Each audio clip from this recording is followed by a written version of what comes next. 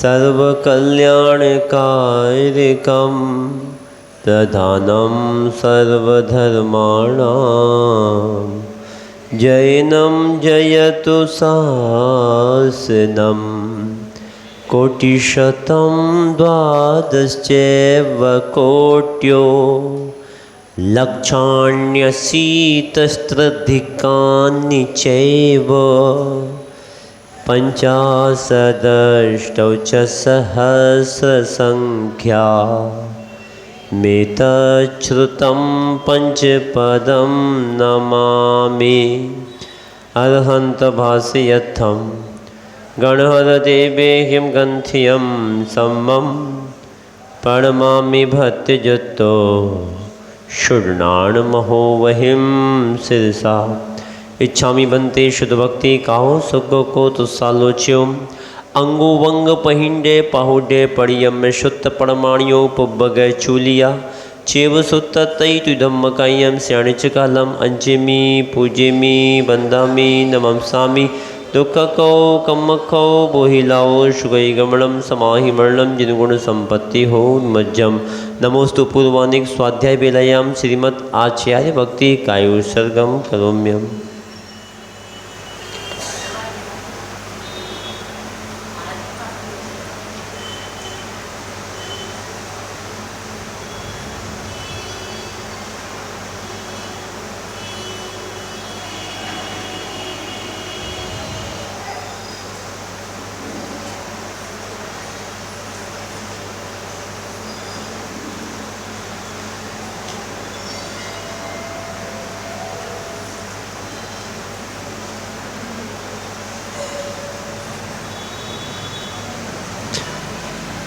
गुरुआपान्तनो नित्यं ज्ञानदर्शनाय कहा चारित्रणं गंभीरा मोक्षमार्गोपदेशका इच्छामि बंते आहिरी भक्ति काओ सग्गो को तुसालोच्यो समणाण समदंसण समचते जुत्ताणं पंचव्याचारणं आयतियाणं आयतादि सुड्नाणो वदेश्याणं उपज्जायाणं तिर्यणुगुणपालदाणं सब्बसावणं नित्यकालम अंचेमी पूजेमी बंदामी नमंसामी दुख को कम को बोहिलाओ शुगई गमणम समाहि मरणम जिनगुण संपत्ति हो दुमज्जम णमियोर्णवड्डमाणं परमपाणं जीर्णं तिशोद्धीण वोच्छामि दयणसारम् सायार्णयाणधं मीणं पुब्बं जिणेहि वणियं जहठियं गणहरेहि बेथरियं पुब्बायिरियकमजं तम बोलै जोहु सदिठे मधुसूदनाण बलेण दो सच्छंदम बोलई जिणोदिठम जो सो होई कुदिठी न होई जिण माग लग रबो। अध्यात्म योगी आचार्य कुंद कुंद स्वामी मुनिराज की, मूल नायक चैतन्य चमत्कारी पारसनाथ भगवान की, संत शिरोमणि आचार्य भगवान श्री विद्यासागर जी महाराज की, परम पूज्य आचार्य भगवान श्री अभिनंदन सागर जी विपुल सागर जी महाराज की, मम गुरुदेव परम पूज्य आचार्य भगवान श्री निर्भय सागर जी महाराज की, 3 कम 9 करोड़ मुनि महाराज की।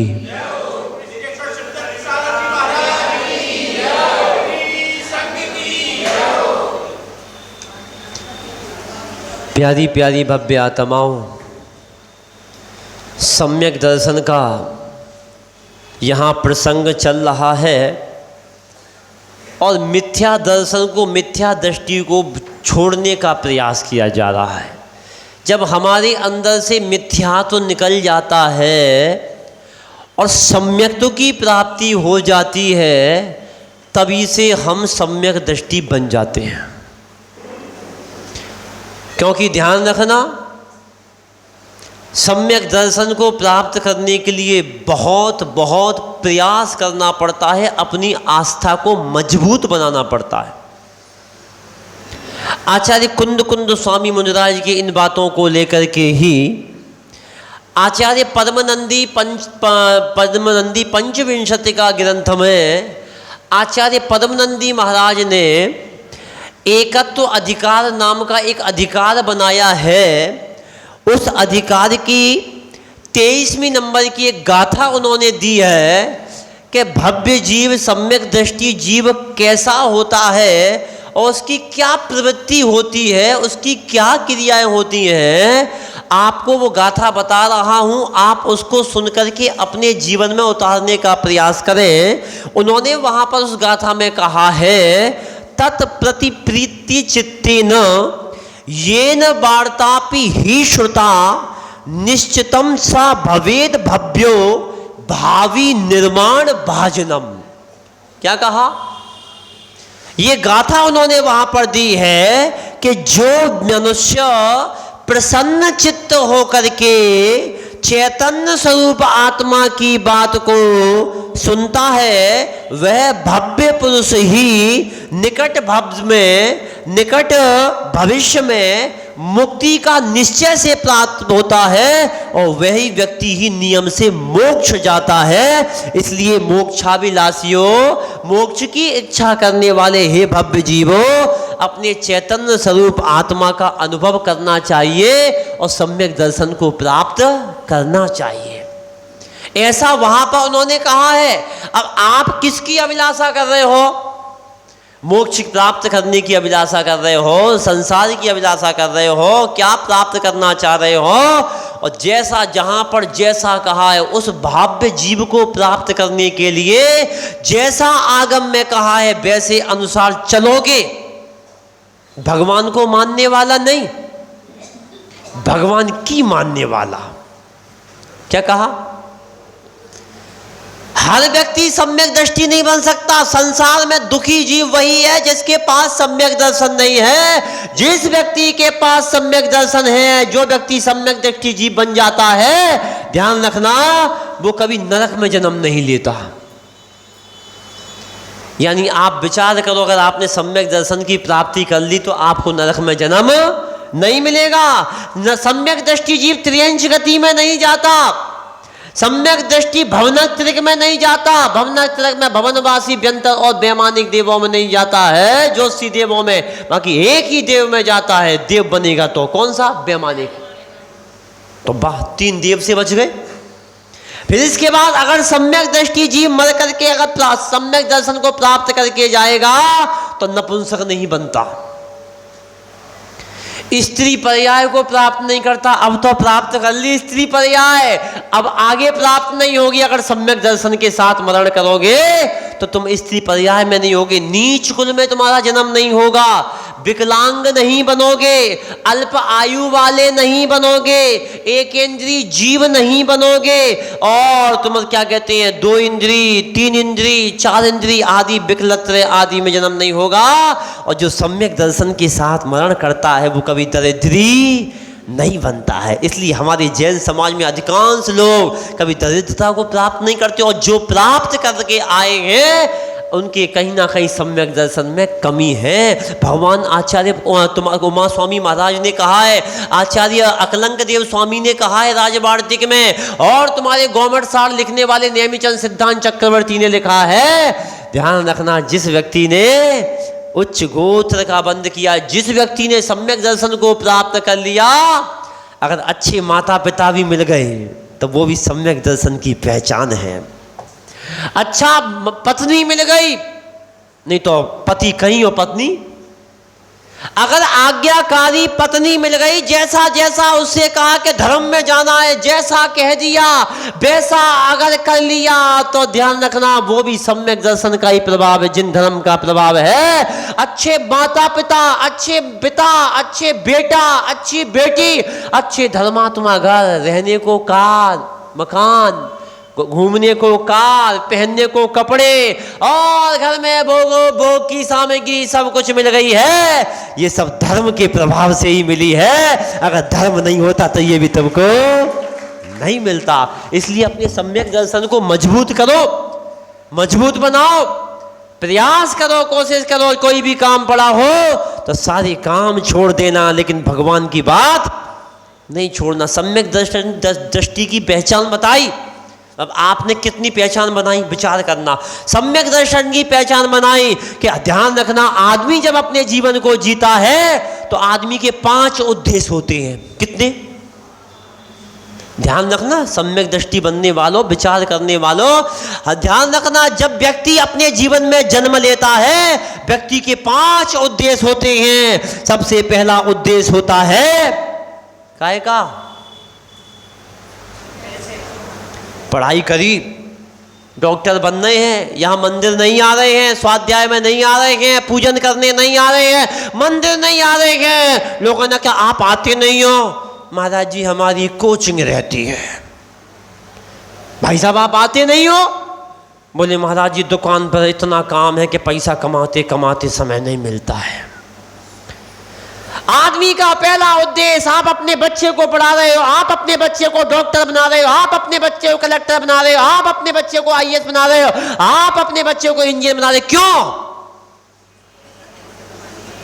दुनिया पैसों की पुजारी, पैसा पास तो पत्नी राजी, नहीं तो ताने दे वे भारी, मारो पैसा रे। क्या कहा? दुनिया पैसों की पुजारी, पैसा पास तो पत्नी राजी, नहीं तो ताने दे वे भारी, तूने काहे रचाई शादी। दुनिया पैसों की पुजारी, ताने मारेगी। ध्यान रखना, अगर आदमी घर में बैठा है तो ताने मारेगी, पत्नी कहेगी क्या करता है, निठल्ला बैठा है। आदमी को तो पैसा कमाने का विधान है, लेकिन नारी को पैसा कमाने का विधान नहीं है। ये तो अब परंपरा बन गई है। हाय नौकरी, हाय नौकरी, मैं भी कुछ करूं। समानता का अधिकार, काय का अधिकार? समानता का अधिकार मिलना चाहिए। क्यों? क्या मैं क्या किसी से कम हूं क्या? जब राष्ट्रपति बन सकती है तो मैं क्यों कम? लेकिन ध्यान रखना, नारी कितनी भी बड़ी बन जाए कभी पुरुष की बराबरी नहीं कर सकती। ये ध्यान रखना। क्यों? क्योंकि जैन धर्म मोक्ष प्रधान है। तीर्थंकर बनते हैं तो पुरुष बनता है, नारी नहीं बनती है। ध्यान रखना, नारी कितना भी पाप कर ले, कितना भी पाप कर ले, छठवें नरक से ऊपर नहीं जाती है। क्यों? क्योंकि नारी के तो चाहे पंचम काल हो चाहे चतुर्थ काल हो, 3 ही सेनन होते हैं। वज्रवृषभ नाराज सेनन, वज्र नाराज सेनन, नाराज सेनन, अर्ध नाराज सेनन, कीलिक सेनन, असंप्राप्ता सपाटिका सेनन। नीचे के जो सेनन है वो हीन सेनन है, और ऊपर के वज्रवृषभ नाराज सेनन, वज्र नाराज सेनन और नाराज सेनन, ये उच्च सेनन है। पंचम काल हो चाहे चतुर्थ काल हो, नारी के तो हीन सेनन होते हैं, लेकिन पंचम काल में तो अभी पुरुष के भी हीन ही सेनन है, उच्च सेनन नहीं है। इसलिए बराबरी का अधिकार, तुम्हारे भी 3 मेरे भी 3, ऐसा ध्यान रखना। नारी कितनी भी बड़ा कर ले, मैं बड़ी मैं बड़ी मैं बड़ी, नारी कितना भी कुछ ना कुछ कर ले, पुरुष की बराबरी नहीं कर सकती है। ध्यान रखना। नारी को उपमा दिया, आचार्य भगवान तो उदाहरण दिया कि एक सिल होती है, सिल बट्टा होता है, तो सिल तो होती है नारी और बट्टा होता है पुरुष। बट्टा कहाँ रहता है और सिल कहाँ रहती है? नारी कितनी भी बड़ी हो जाए लेकिन पुरुष की बराबरी नहीं कर सकती है। लेकिन आज समानता का अधिकार, मैं भी नौकरी करूंगी, मैं भी ये करूंगी, मैं भी वो करूंगी, मैं क्या किसी से कम हूं क्या? ध्यान रखना, पढ़ाई कराने का निषेध नहीं, लड़की को खूब पढ़ाओ, पढ़ाने का सारा काम करो, सब कुछ करो, अच्छा इंसान बनाओ, अच्छी नागरिक बनाओ, अपनी लड़की को बहुत पढ़ाओ। क्यों? क्योंकि बड़े होने के बाद बच्चे ये ना कह सके कि हमारी मम्मी तो बेवकूफ है, उसको कुछ भी नहीं आता है। पढ़ना तो लिखना, लेकिन इसलिए मत पढ़ना कि हम नौकरी करें, क्योंकि नौकरी करने वाले को नौकरानी कहते हैं और बिजनेस करने वाले को मालिक कहते हैं। अगर हमारा बच्चा, हमारा बेटा, हमारी बेटी अगर 1 करोड़ की भी नौकरी कर रही है तो अभी वो नौकरी कहलाएगा, मालिक नहीं कहलाएगा। लेकिन जैन समाज नौकर रखने का काम करती है, नौकर बनाने का काम नहीं करती है। लेकिन तुमने आज क्या कर रखा है, हाय पढ़ाई, मेरा बेटा नौकर बने, बाप की बड़ी बड़ी फैक्ट्री, बाप के बड़े बड़े काम, और लड़की 20,000 रुपए की नौकरी कर रही है। विचार करो कहाँ हमारी संस्कृति जा रही है, कहाँ हमारा रहन सहन जा रहा है। ध्यान रखना, पढ़ाई तो करना लेकिन नौकरी लड़कियों को नहीं कराना, क्योंकि ध्यान रखना लड़की, अब कई लड़की कहेगी पापा भैया को तो नहीं कहते, भैया बाहर जाता है, हम कोई कहते तू बाहर क्यों जाती है, तू बाहर क्यों जाती है, तू बाहर क्यों जाती है, हम भैया को तो कभी नहीं कहा। ध्यान रखना, लड़की को लक्ष्मी कहा है। क्या कहा है? लक्ष्मी कहा है। लक्ष्मी को छुपा करके रखा जाता है। देख, छुपा करके नहीं, छिपा करके रखा जाता है। भोजन, रोटी, पत्नी और अपना बिजनेस आदि जो क्रियाएं होती हैं उनको छपा करके, दान छपा करके किया जाता है, छिपा करके नहीं। पोस्टर लगवा दिए, बहुत बड़े बड़े सारे काम कर दिए। इसलिए ध्यान रखना, अपने जीवन में बराबरी का अधिकार बड़ा होना चाहिए। मैं भी समानता का अधिकार, लेकिन आचार्य भगवंत कह रहे हैं कि समानता का अधिकार नहीं, नारी कभी भी बड़ी नहीं हो सकती है। कितना भी पाप कर ले, छठवें नरक से ऊपर नहीं जाएगी, क्योंकि उसका सहनन उच्च नहीं होता है। और अगर आदमी पुरुष अगर कितना भी पाप करेगा 7वें नरक तक जाता है। अब तो आप कहोगे वाह नारी अच्छी, हम 6वें नरक था, ये 7वें नरक था, है ना। अब विचार करो, नारी कितना भी धर्म कर्म कुछ भी कर ले, लेकिन कहां तक जाएगी? ऊपर 16वें स्वर्ग तक जाती है। पंचम काल में तो ठीक है, लेकिन नारी कितना भी धर्म करे 16वें स्वर्ग के ऊपर नहीं जाएगी। और लेकिन अगर ये धर्म करेंगे, अच्छे काम करेंगे, तो मोक्ष भी यही जाएंगे। इसलिए बराबरी मत करना, बराबरी मत करना। और मेरा पर्सनल मतलब है, कभी कोई किसी की बराबरी मत करना। ध्यान रखना, नारी तो नारी है, नारी तो नारी है। नारी अगर चाहे तो अपने कुल को बना सकती है, और नारी चाहे तो अपने कुलों को डुबा सकती है। नदी जब उफान पर आती है तो पुलों को डुबा देती है, और नारी जब उफान पर आती है तो कुलों को डुबा देती है। ध्यान रखना, नारी को कम मत समझना। अगर ये नारी या तीर्थंकरों को भी जन्म दे सकती है, तो अपने ध्यान रखना अपने कुल को भी डुबा सकती है। इसलिए अपने जीवन में रोटी और बेटी को बचा करके रखना। रोटी का बहुत महत्व होता है। अगर रोटी अच्छी है, खान पान अच्छा है, तो हमारे विचार, हमारी क्रियाएं, हमारा स्वाध्याय, हमारा मन सब अच्छा है। और अगर रोटी अच्छी नहीं है तो हमारा सब कुछ बेकार है। अब विचार करो, हम कौन सी रोटी खा रहे हैं, कौन सा भोजन कर रहे हैं, कहां का भोजन कर रहे हैं, कैसा भोजन कर रहे हैं। इसलिए अपने खान पान को बचा करके रखो, क्योंकि ध्यान रखना खान पान का संबंध रोटी से होता है। रोटी जब बिगड़ जाती है तो खान पान बिगड़ जाता है, और बेटी जब बिगड़ जाती है तो खानदान बिगड़ जाता है। ध्यान रखना, इसलिए रोटी और बेटी को बचा करके रखिएगा, अपने संस्कार देने का प्रयास करिएगा। इसलिए बेटे को नहीं कहा, क्यों? क्योंकि लड़की को कहा है लक्ष्मी, लक्ष्मी को छुपा करके रखा जाता है। और लोहे को, तुमको लोहे की उपमा दी है, लोहे को कहीं भी फेंक दो। क्या कहा?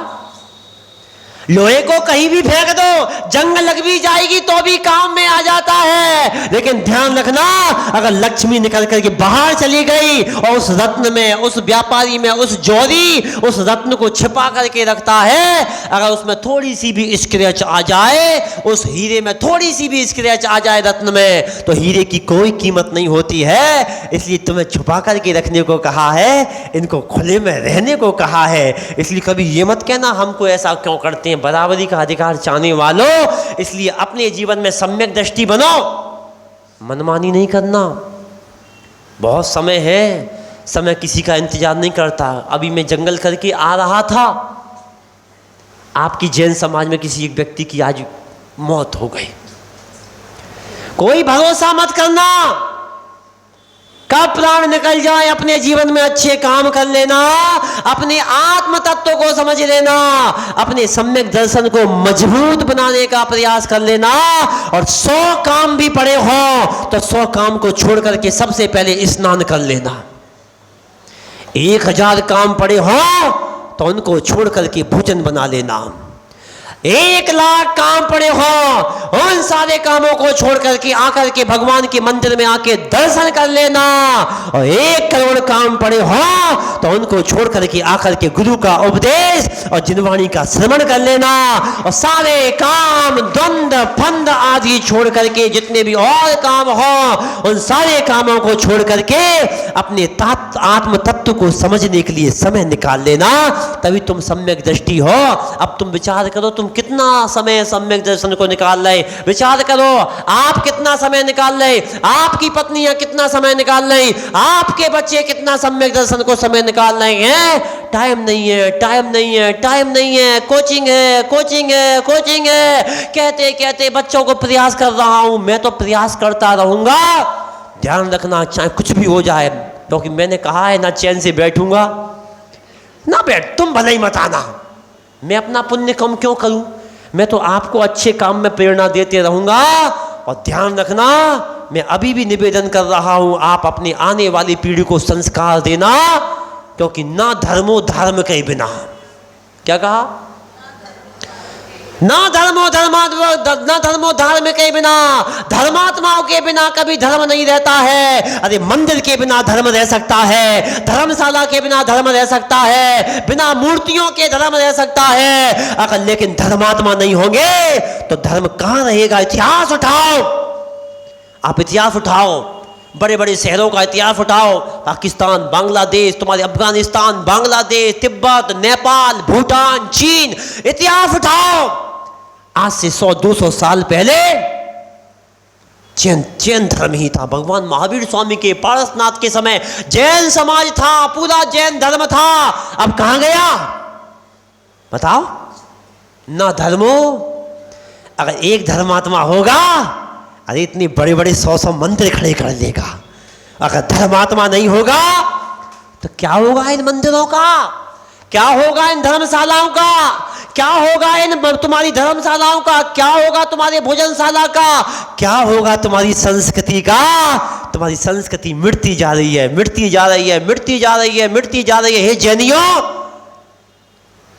अभी मैं तुमसे कह रहा हूं, सम्यक दृष्टि बन जाओ, हाथ मिला लो, हाथ मिला लो, मिल करके रहने का प्रयास कर लो। अभी भी तुम्हारे पास वक्त है। ध्यान रखना, अगर तुम अलग अलग हो जाओगे तो वही दशा होगी जो पुराने देशों में हो रही है। सब धर्म खत्म, मंदिर खत्म, सारे मंदिर तोड़ के सब वहां पर सब बकरी पड़ रही है, सारे काम हो रहे हैं, अवैध काम हो रहे हैं, लोग दारू पी रहे, सब कुछ हो रहा है।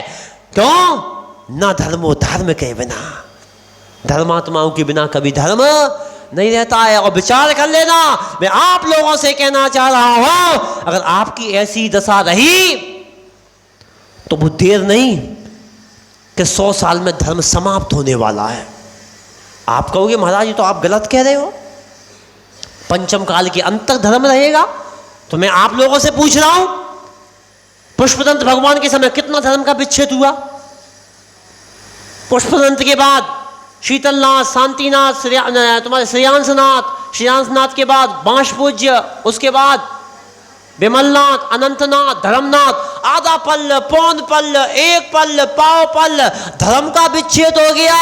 अरे 21,000 वर्ष का धर्म मिट जाए तो कोई बड़ी बात नहीं है। जब इतने बड़े तीर्थंकरों के काल में धर्म का विच्छेद हो गया, ध्यान रखना, हम अपने धर्म को अपने हाथ से मिटा रहे हैं। क्यों? भगवान ने कहा क्या? बोलो।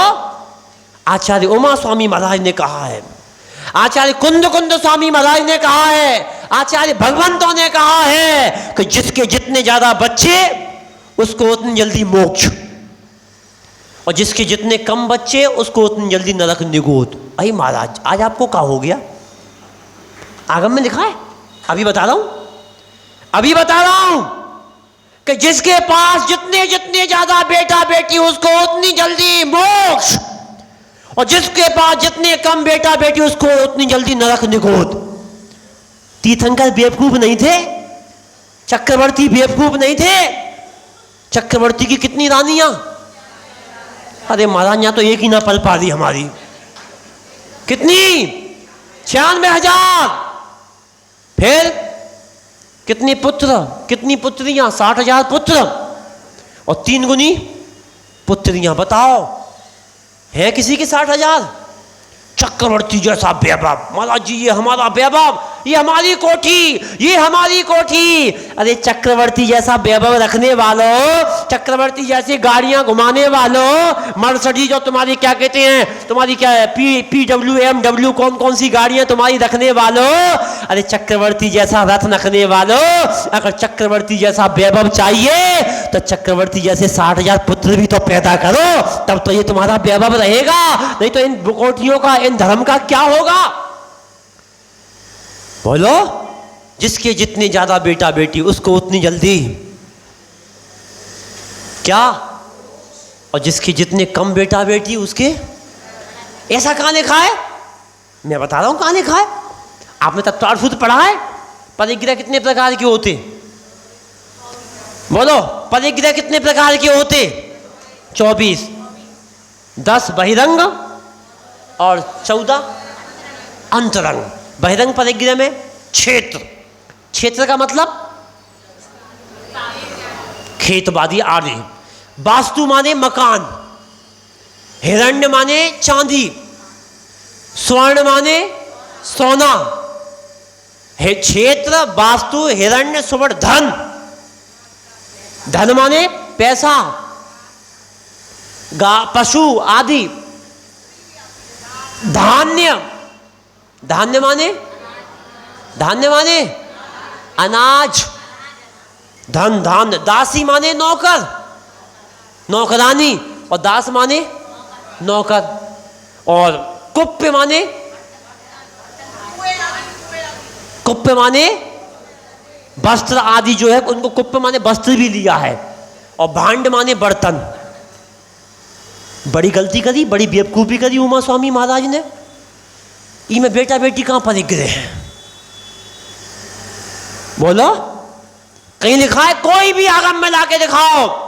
10 प्रकार के परिग्रह में नौकर, नौकरानी, बर्तन, कपड़े, मकान, गाड़ी, घोड़ा, सब परिग्रह है। आचार्य उमा स्वामी महाराज इतनी बड़ी गलती कहां कर गए कि बेटा बेटी को परिग्रह में नहीं लिया? क्यों? क्योंकि ध्यान रखना, बेटा बेटी परिग्रह को बढ़ाने वाले नहीं है और परिग्रह को कम करने वाले हैं। और जिसका जितना परिग्रह कम होगा वो उतनी जल्दी ऊपर की व्यवस्था के साथ जाएगा, और जिसका जितना परिग्रह ज्यादा होगा वो नीचे की ओर जाएगा। अब विचार करो, बेटा बेटी ने परिग्रह को बढ़ाया कि घटाया? बताओ राजीव भाई, कितने बेटा बेटी? 2 बेटा? हाँ, बहुत बढ़िया, सही है। तुम्हारे पिताजी ये कितने थे? 2, और तुम 3 हो। हाँ, फायदा में गाड़ी, सही है। और क्या? अब विचार, हंसी नहीं। अब मैं लोगों से प्रवचन में कहता हूं तो लोगों को हंसी आती है। महाराज जी हंस नहीं रहे, अपनी लाइन तुम अपने हाथ से कम कर रहे हो। जिसकी लाठी उसकी भैंस, ये लोकतंत्र है, राजतंत्र नहीं है। तुम सब राजतंत्र से जी रहे हो। राजतंत्र में मत जीना, लोकतंत्र में भीड़ का, बहुमत का महत्व होता है। अगर आज कोई कह दे कि इस बिल्डिंग से हमको समस्या, इस बिल्डिंग को गिराओ, तो तुमको गिरानी पड़ेगी। इसलिए लोकतंत्र से जियो, जनसंख्या बढ़ाओ। अब तुम काहे में जी रहे? पहले प्रक्रिया थी, पहले लोग थी, हम 2 हमारे 4, तभी होगी जय जयकार। क्या? हम 2 हमारे 4, तभी होगी जय जयकार। अब उसके बाद समय ने करवट लिया, हम 2 हमारे 2, ठीक है? तो जनसंख्या बराबर।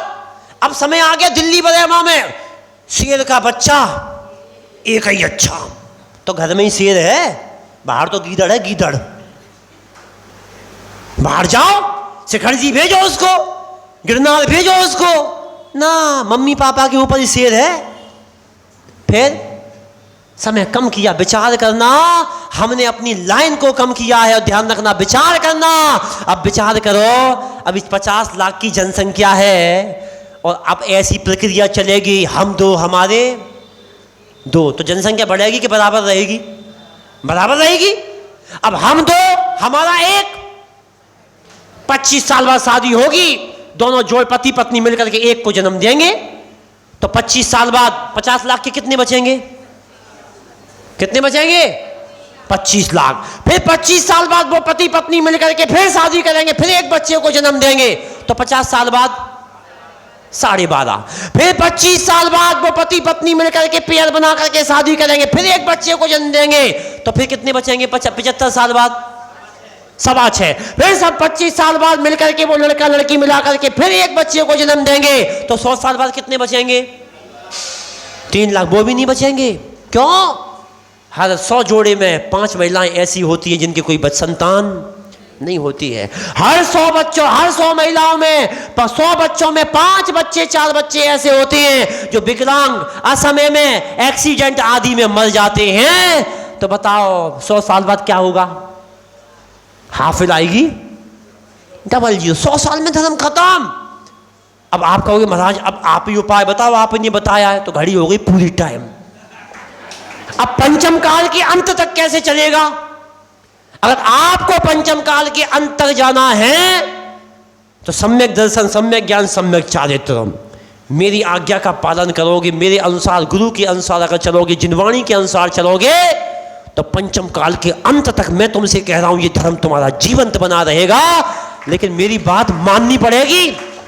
अब पंचम काल के अंत तक कैसे जाएगा, किस तरह से जाएगा, किस प्रकार से जाएगा, इसी से मैं कल का एपिसोड चालू करूंगा, चिंता मत करना। तो आप लोग अपने जीवन में ध्यान रखना, जिसके जितने बेटा बेटे उसको उतनी जल्दी मोक्ष, और जिसके जितने कम बेटा बेटी उसको उतनी जल्दी। क्यों? कैसा? अब कैसे धर्म को बढ़ाना, क्या करना, इसकी बात करूंगा मैं कल। आप लोग समय से आना, समय से करना। अगर आप चाहते हो कि पंचम काल के अंत तक धर्म रहे तो आप मेरी बात मानना। और मैंने जिससे बात को प्रारंभ करा था, भगवान को नहीं, भगवान की को बहुत बड़ा अंतर है। अब इस बात को मैं कल के एपिसोड में करूंगा। को में और की में क्या अंतर है? जमीन आसमान का अंतर है। को मानने वाला सम्यक दृष्टि नहीं होता है, की को मानने वाला सम्यक दृष्टि होता है। इसलिए आप लोग अपने जीवन में अच्छे काम करो, अपने जीवन को अच्छा बनाओ, और सच्ची सम्यक दृष्टि बनना है। हे छिपी टोला वालों, हम रहे या ना रहे, लेकिन छिपी टोला का ये मंदिर, छिपी टोला की ये धर्मशाला और छिपी टोला की आने वाली पीढ़ी हमेशा ऐसी रहे, इतिहास के पन्ने में रहे। ध्यान रखना, दुनिया में मैं जब ऊपर छत पे सामायिक करता हूं तो मेरे यहाँ चिंतन आता है कि यहाँ पर 3 चीज बहुत अच्छी दिखती हैं, लोगों की आकर्षण का केंद्र है। ताजमहल, लाल किला और एक जामा मस्जिद। लेकिन मैं ये नहीं कहूँगा कि यहाँ की आकर्षण का केंद्र अगर कोई है तो मैं अंतरंग से याद करूँगा और आप सबको आशीर्वाद देना चाहूँगा कि तुम्हारे तुम्हारे पूर्वजों ने ये धरोहर बना करके गए हैं। ये वास्तव में उन तीनों के सामने सबसे फीकी पड़ जाती है। इन सेंटर में इन तीनों की शान अगर है तो हमारी जैन समाज की धरोहर से है, इस जैन भवन से है और निर्मल सदन से है, जिन्होंने इतनी बड़ी धरोहर बना करके गए हैं। इसलिए आप लोग इस धरोहर की सुरक्षा करते रहना, इस मंदिर की सुरक्षा करते रहना, लड़ना झगड़ना छोड़ देना, 1 और 1 11 बन जाना। आपकी धरोहर, आपकी समस्या, आपका जीवन ऐसा ही बने रहेगा। अगर 1 में से 1 घटाओगे तो 0 बनेगा, तुम्हारा कोई अस्तित्व नहीं होगा। और 1 और 1 11 मिल जाओगे तो आपकी धरोहर, आपका मंदिर, आपकी समाज और आपकी धर्मशाला हमेशा जीवंत बनी रहेगी और पंचम काल के अंत तक बता करके जाएगी कि हाँ, छिपी टोला में कुछ था जो आज भी यहाँ पर जाना जाता है। अपने जीवन में अच्छे काम करो, सम्यक दृष्टि बन करके 1 और 1 11 बनो। आप सबका कल्याण हो। इन्हीं मंगल भावनाओं के साथ बोलिए आचार्य भगवान श्री निर्भय सागर जी महाराज की, बोलिए परम पूज्य मुनि श्री शिवदत्त सागर जी महाराज की।